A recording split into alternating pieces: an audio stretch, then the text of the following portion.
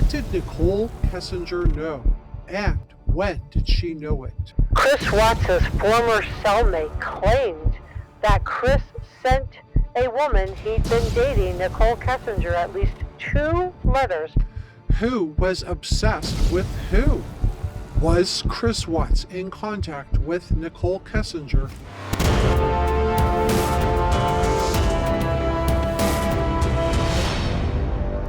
This is Reporter Room with Jessica Della Davies. I'm going to share with you a massive bombshell. My name is Jessica Della Davies. I'm an investigative journalist. My job is to investigate crime scenes, criminals, and potential suspects along with evidence, and to teach you how to do the same thing. Please subscribe, hit the notification bell, and give this a thumbs up so I know you were here. Now, everything I'm sharing on this case is my opinion, and this video is for educational and entertainment purposes only. With that out of the way, let's get into this case. NK was intelligent, educated, and is this why her poor helpless me ditzy act felt so fake to many of us? She graduated from college in 2013 from Colorado State University. She had a bachelor's degree in geology. So again, this ditzy act that she put on with law enforcement and her childish giggles in the voicemails that she left for Chris Watts feel really fake and phony to many people. So do you believe that NK targeted Chris and Shanann prior to moving to Colorado? Because we know that NK was searching Chris and Shanann on the internet back in 2017. This was almost a year before she entered their lives. This is yet another reason why so many people feel like she's lying to law enforcement and pretending that she didn't know that Chris Watts was married until later. Was NK jealous of Shanann? We know that NK was also involved in a multi-level marketing company prior to going to work at Anadarko. We know that Shanann was apparently very successful in her MLM, at least initially. We know that MLMs don't work out for most people long term. So did NK see Shanann doing well with her MLM, thrive, see Shanann with her 2 beautiful little ones, see Shanann with what appeared to be a doting husband? And did NK become envious and jealous of Shanann? Was she stalking the Watts family prior to taking her job at Anadarko? Did NK at some point decide that she was going to enter the lives of Chris and Shanann Watts to take away everything that Shanann had? Let's talk about obsessional jealousy. And I'm going to talk about insurance fraud schemes and Survey 319 in just a moment, so please stay with me. Regular jealousy becomes extreme when time is taken up by jealous concerns. We know that this applies here because NK was searching Shanann on the internet. She entered her life. She put her down to law enforcement even after she knew that Shanann and the girls were missing. She's negatively talking about Shanann by blaming Shanann for all of the financial problems that the Watts family had. Why would this all be on Shanann? Why wouldn't Chris Watts also be culpable for their financial problems? Chris Watts said he talked to NK after she came over to the house. She was sending him information on getting a new apartment. She was sending him inappropriate photos while he was supposed to be reconciling at her suggestion. This is what she told law enforcement. She told law enforcement that she was encouraging Chris Watts to get back together with Shanann. Again, NK makes it sound like she wanted him to actually get back with his wife, but meanwhile she's sending him these inappropriate photographs. Make this make sense. Another sign of this extreme jealousy is impairment of the relationship, and I don't think the relationship between NK and Chris Watts had gone on long enough to know if there was an impairment yet. And a fourth sign is limitation on the partner's freedom. I do think NK was already being very controlling in her relationship with Chris Watts. She was counting his macros for him, helping him plan out what he was going to eat. She knew what his mortgage payment was. She was looking for apartments on his behalf. She was demanding proof, requesting proof that he had been at Survey 319 on the day he took out his entire family. This was all very controlling behavior, in my opinion. Checking on the person you're obsessed with. I think we can all agree that NK was checking on Chris Watts. We know she was at the house on August 13th of 2018 at 6 a.m. Why was her phone pinging at the Chris Watts house? Call came in from Jim. We don't know how long she was sitting there. We know NK claimed in law enforcement interviews that she did not know Chris Watts was married because he didn't wear his wedding ring around her, and this would have been in May or June leading up to the August 13th of 2018 crimes. But again, we know this is not true. This is just more nonsense because we know NK was searching out Chris and Shanann prior to ever moving to Colorado and taking a job with Anadarko. I agree that Chris Watts is a common name, but Shanann is not. And her spelling is unique also. So I don't believe this was an accident. I don't think it was a coincidence. I think she did look up Chris and Shanann in August of 2017 because Shanann's Facebook was set to public. And I believe NK made a calculated decision to enter their lives. And I'm going to talk about insurance fraud schemes and Survey 319 in just a moment, so please stay with me. So why didn't law enforcement pursue anything against NK? Well, in my opinion, they didn't know that Chris Watts was going to confess. They would have no way of knowing that he was going to confess to doing the crimes. So they were largely looking at a circumstantial case. They were probably worried about making the case. And just like we saw with Adam Montgomery and Kayla Montgomery, the prosecution made a deal in the Adam Montgomery, Harmony Montgomery case. They used Kayla Montgomery, who in my opinion is just almost as culpable as Adam for sitting by and watching this happen and doing nothing. And I feel like they had to do this with NK as well. They had to make a deal with her to get Chris Watts. They didn't vet out the information that she was giving because she was telling so many lies that had they been vetting out the information, they would have known. So to be able to say they didn't know, they simply just didn't vet the information. This is just my opinion. So I believe she got some kind of an immunity deal in exchange for her being willing to testify at the trial for Chris Watts, which never took place because he ultimately decided to plead guilty. We know NK was also searching, I'm having an affair, will he leave his wife, kind of searches along with wedding dresses. So she knew she was the mistress. She knew Chris Watts was married. And I think that all of the lying that NK did and the fact that law enforcement didn't do any kind of pushback with her has been so disturbing to many people that believe that justice has not been done. I'm in no way saying that Chris Watts is innocent in any of this or that she somehow made him do it. He is 100% responsible for doing what he did. But I do feel like NK helped set into motion a cascade of events that led up to Bella, Cece, Nico, and Shanann all being done away with. Did NK have any guilty knowledge ahead of time? And could something have been reported to law enforcement earlier that could have prevented this? And many people are asking if Chris Watts had help. There have been a lot of questions as to whether NK and Chris Watts were planning to commit insurance fraud. We know NK had been a safety officer with Anadarko. She would have understood that Survey 319 could have been taken out in a giant explosion. I'm going to talk about a slip-up on Chris Watts' part and that bed sheet in just a moment, so please stay with me. So is this why Chris Watts had this gas can in the back of his vehicle? Did he simply run out of time? Because we know Shanann got in late from her business trip. Her flight was delayed. So did Chris Watts have less time that morning? We know Chris Watts had less time than he had counted on because of Shanann's flight delay.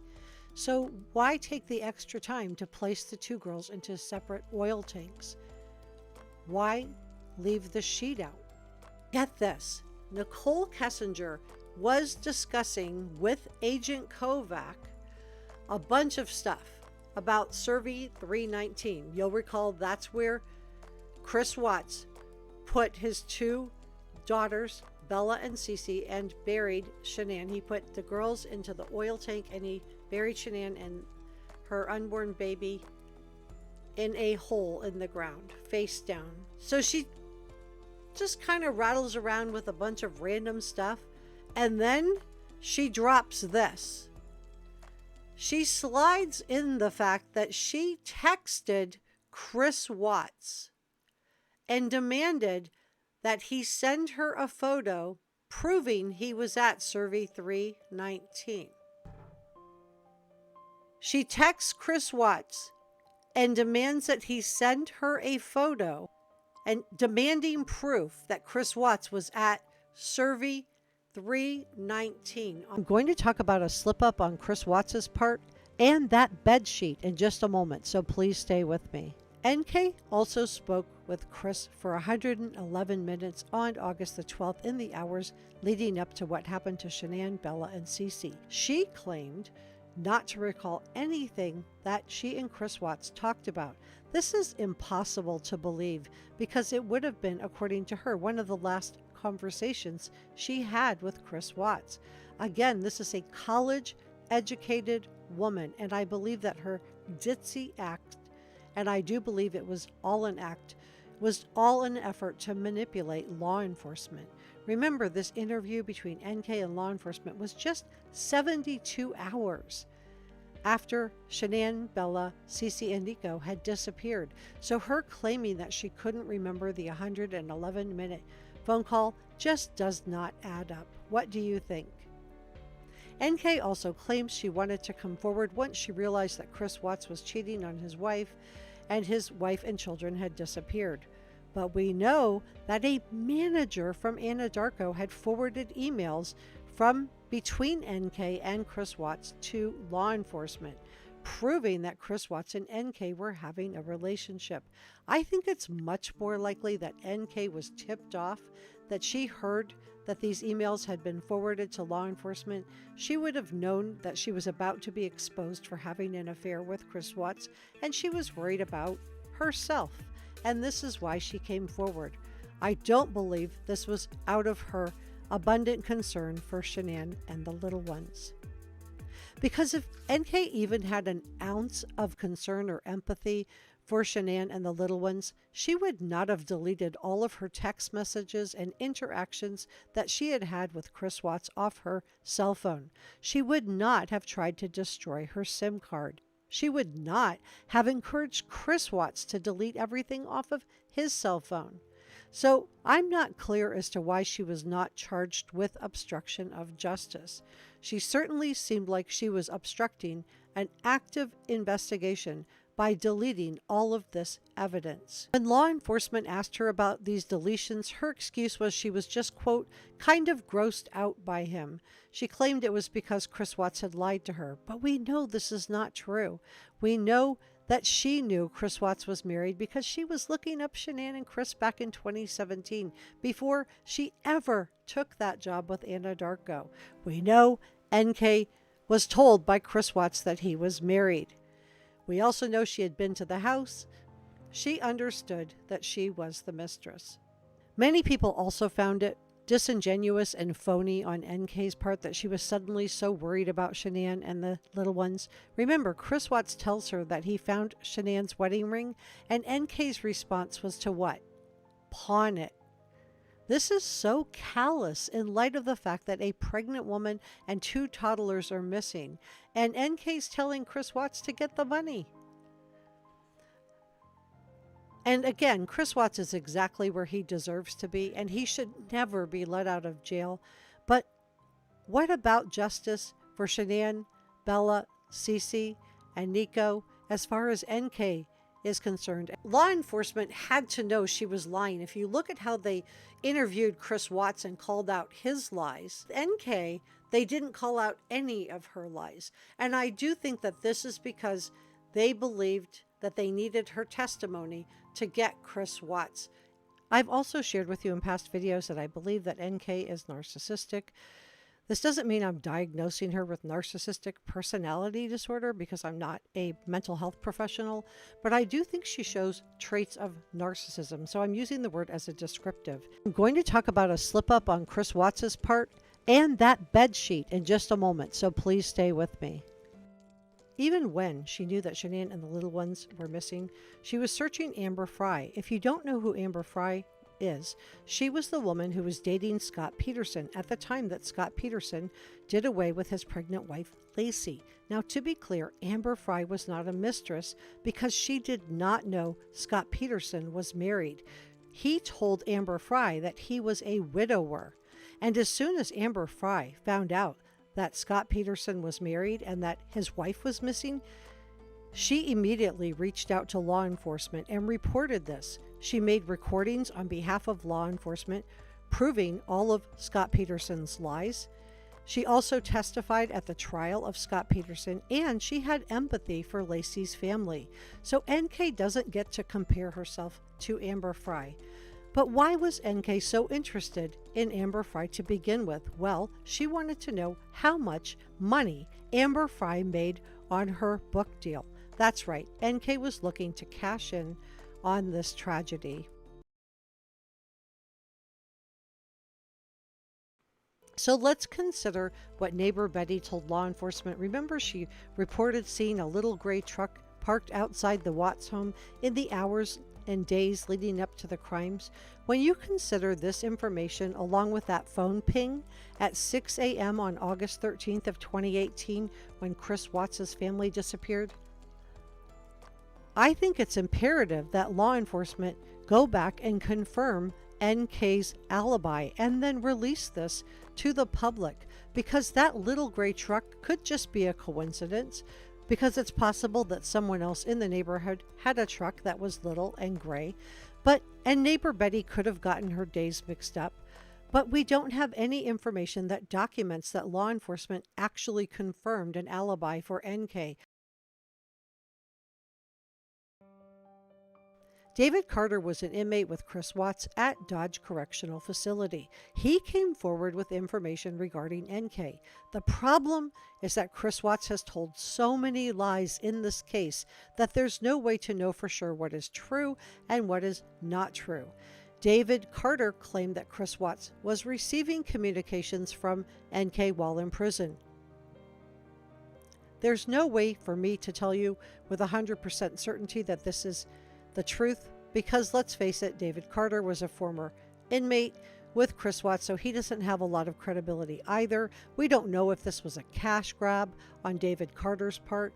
We don't know if he was looking to be paid for some interviews or a book deal. David Carter's claims need to be considered in terms of his credibility.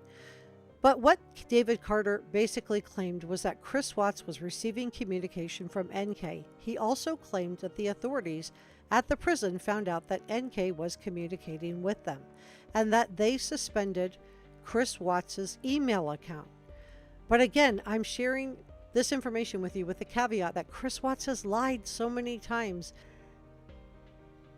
I think it would be really risky for NK to be writing Chris Watts in jail. So let me know what you think about this part of the story in the comment section below.